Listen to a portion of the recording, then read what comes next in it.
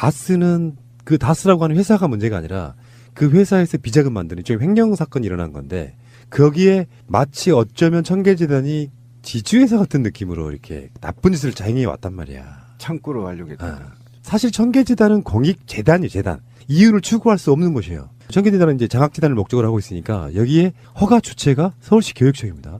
공익재단이 불법을 행했거나 그러면 허가를 취소시키고 어차피 이명박이 공공으로 내놓은 재산이에요. 사유한테 준 게 아니고 공공에 내놓은 건데 청계재단이라고 하는 그 어떤 주체를 만들어가지고 실질적인 관리를 사유에게 하게 맡겼던 겁니다. 그러니까 그 허가 주체인 서울시 교육청이 허가를 취소하고 재산을 몰수할 수가 있어요. 와.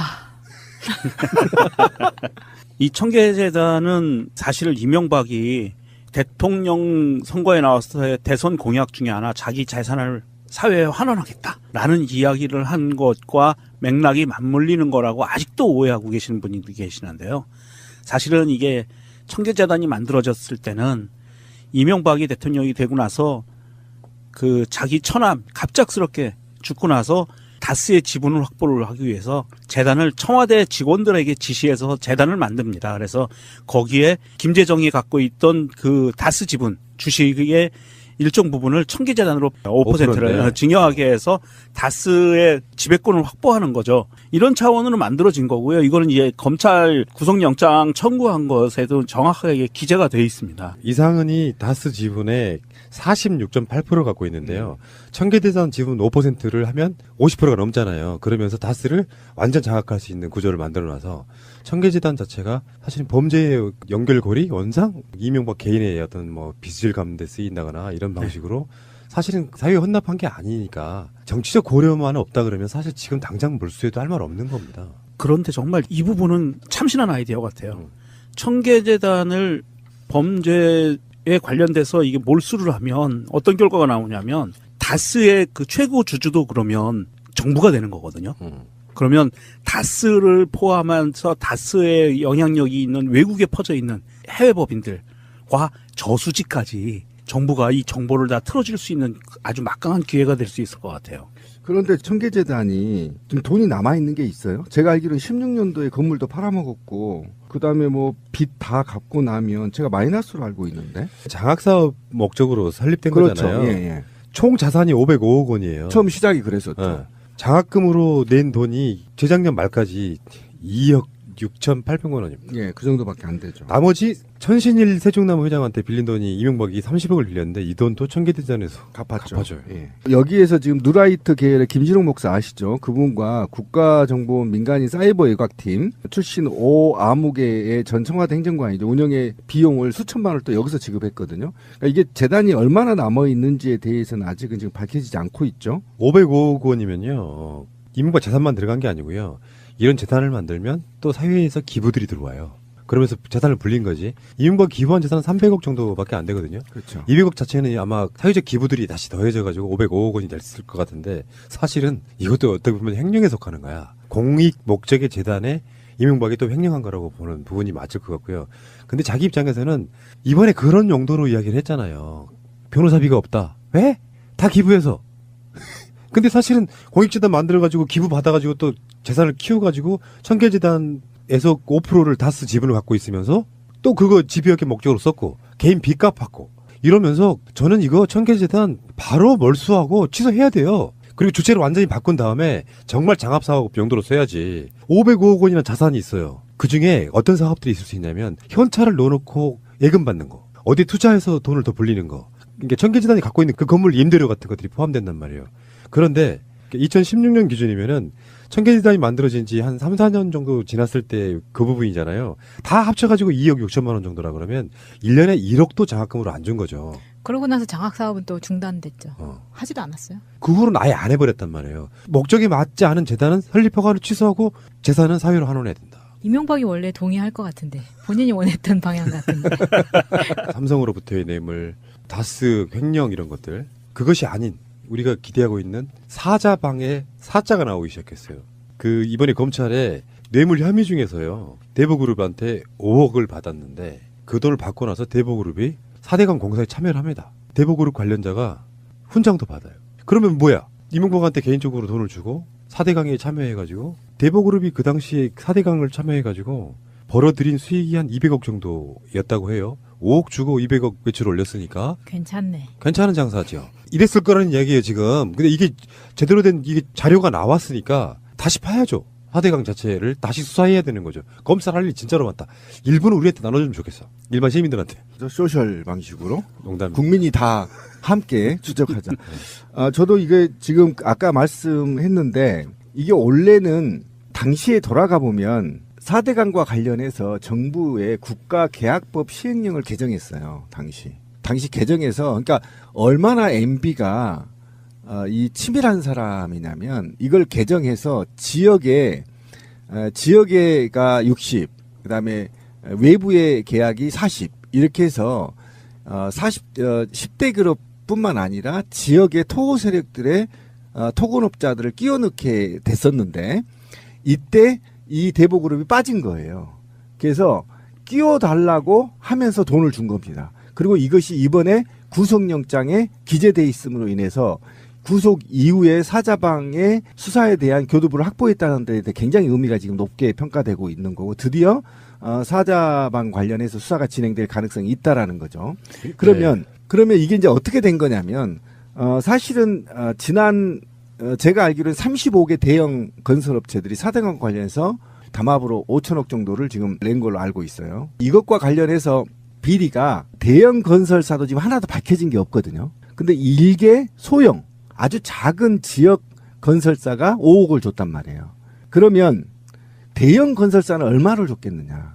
이건 정말 천문학적인 숫자라고 국민들이 알고 있는 게 이제 밝혀지기 시작하고 있다라고 보시면 되는 겁니다. 최시중이가 이명박의 멘토였거든요.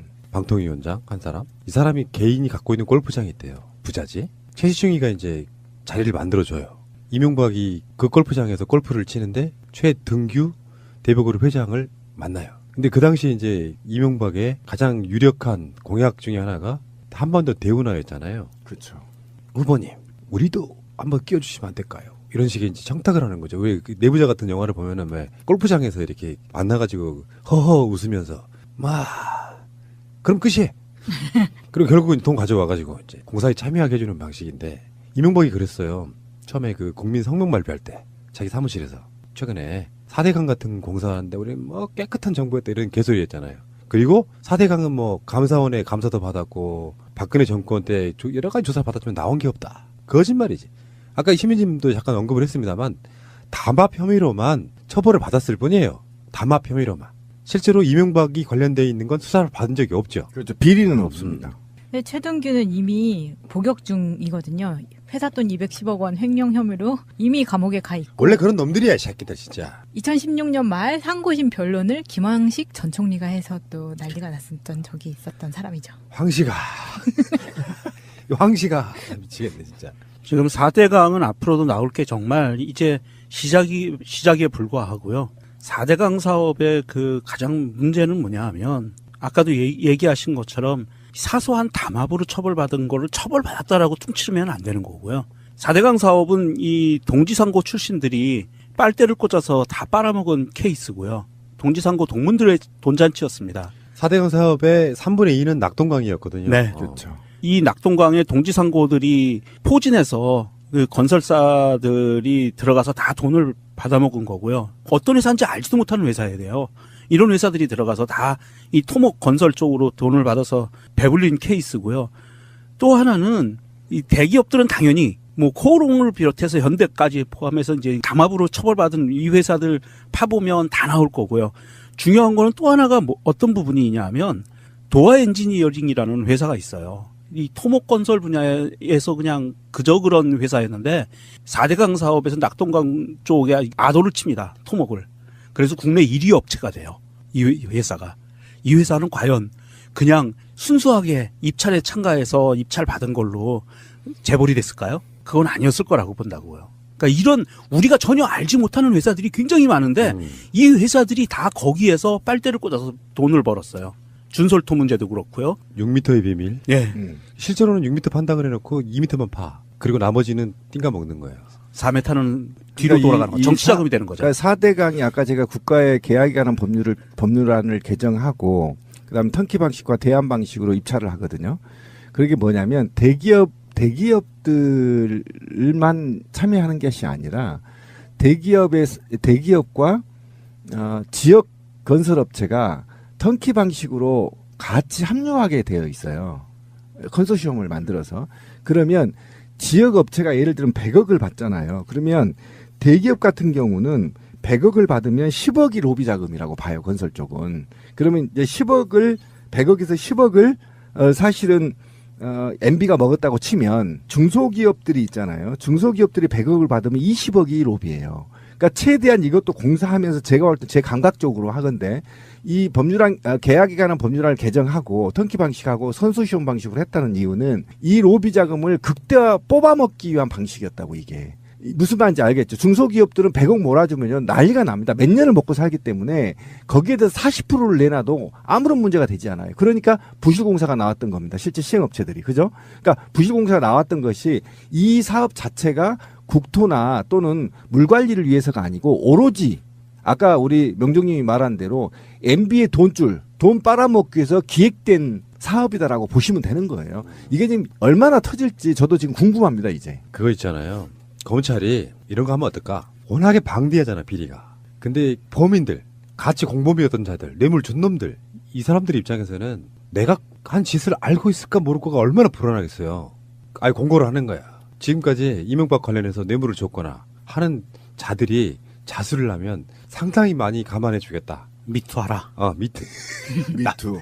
4대강 미투. 좋다. 4대강 그러면 우리가 미투. 위드 해주면 돼요. 네, 4대강 미투. 공범들, 뇌물 준 게 공범이잖아요. 뇌물 사건에 있어갖고. 그걸 전부 다 어떤 것든 간에 먼저 검찰에 와서 신고를 하면 형량을 대폭 감량해 주겠다. 봐주겠다. 이런 식으로 이렇게 봐준다는 말은 못 할 거예요. 죄가 분명히 있으니까. 그렇게 해가지고 불안한 심리를 자극하면요. 분명히 훨씬 많은 것들이 나온다고 봐요. 그런데 여기서 신고 안 하고 밝혀지기 시작한 사람들은 엄벌하겠다 이렇게 딱 내놓으면 어떻게 될까? 그러면 정말 미투 광풍이 불 것 같아요. 한 놈도 안 나올 거야. 씨. 아니에요. 나올 거고요. 사실은 범죄 심리를 몰라서 그래요. 네, 심리가 그렇습니다. 내가 조금이라도 덜 처벌받는 방법이 있다면 무조건 나옵니다. 범죄자들은. 제 방식은요. 한 1000명 정도를 다시 검사들을 좀 채용해서 일시적으로 이 MB하고 박근혜 정부 하에서 비리를 전부 추적하고 그 다음에 해외로 빼돌린 자금들을 전부 추징하는 팀을 좀 꾸렸으면 좋겠다. 특별팀을. 그 특별팀도 꾸리고 MB 미투 운동도 하면서 사실은 이렇습니다. 대한민국 감사원이요. 이 4대강 공사에 참여했던 컨소시엄을 결성해서 성키 방식으로 참여했던 이 회사들을요. 감사원이 한번 감사를 제대로 하면은요.